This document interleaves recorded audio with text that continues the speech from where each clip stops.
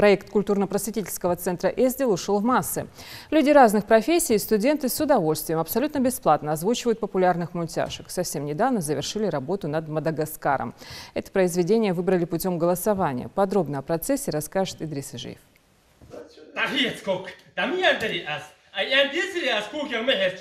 Всем нам известные мировые хиты мультипликации обретают вторую жизнь. Как правило, за основу берут именно популярные мультфильмы или кино. Процесс очень сложный и требует колоссального количества времени. Ведь мало найти человека, владеющего ингушским. Важно подобрать актера, максимально похожим на персонажа. Для того, чтобы выбрать достаточное количество нужных голосов под наши нужные роли, нужно собрать кастинг. Мы объявляем заранее кастинг, приглашаем всех желающих.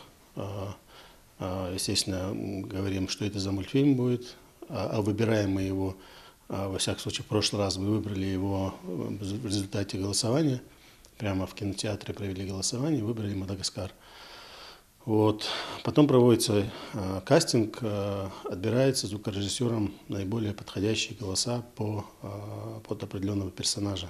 После нескольких успешных работ команда взялась за популярнейший мультфильм 2000-х «Мадагаскар». Картина очень востребована маленькими зрителями и наполнена колоритными персонажами. Для Ахмеда Таршхоева «Мадагаскар» — первый опыт и сразу главная роль. Именно ему выпала честь озвучить нетипичного льва Алекса. Льва, наверное, каждый актер чувствует какое-то родство с персонажами. Наверное, это как-то психологическое, подсознательное скорее. Голос тоже оценили, сказали, что более так по тембру подходит под льва. В процессе работы, я же студент, и порой не всегда получается приходить вовремя на репетицию или же вообще приходить.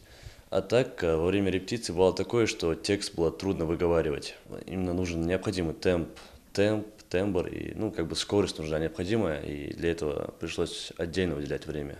Одного из манерных персонажей мультфильма исполнила Мака Богатырева. В жизни студентка университета в мультфильме исполнила роль Фосы. На вопрос о том, что сложнее всего, Мака без промедления отвечает – быть Фосой. В принципе, сложности в этом роли я не увидела.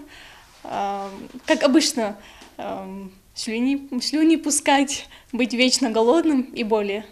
Работа над озвучкой мультфильма порой длится до самой поздней ночи. Не от того, что спешат к какому-то сроку, а просто получают от этого удовольствие. Актеры дубляжа вжились в свои роли настолько, что, озвучивая реплики, играют как актеры театра и кино, даже если этого никто не видит.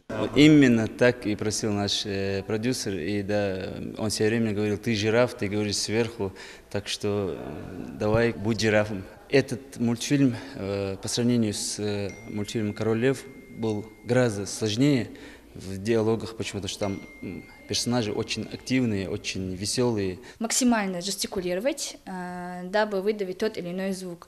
Допустим, я играла паучка в этом мультике и Морта, то есть это персонажи, которые имеют небольшого роста, то есть мне приходилось говорить с посылом вверх. Имеется в виду сделать голос максимально пискливым. Допустим. Сададух, сададух. Режиссером дубляжа является Расул Атмурзаев. На его счету около 100 озвученных мультфильмов, в том числе и 3 дубляжа на ингушском языке. Ему удалось за короткий срок сработаться с абсолютными новичками, ведь в озвучивании участвуют непрофессионалы этого актерского ремесла. Просто держи, а язык что, вертелся нормально, скажи, и будет хорошо. Это направление в республике не новое. Прежде на ингушский язык были дублированы такие картины, как «Король лев» и документальный фильм «Дом». Озвучка же «Мадагаскара» уже завершена. После всех необходимых процедур планируется презентация мультфильма широкой публике в кинотеатрах республики. Идрис Ижиев, Магомед Белакиев, Новости 24.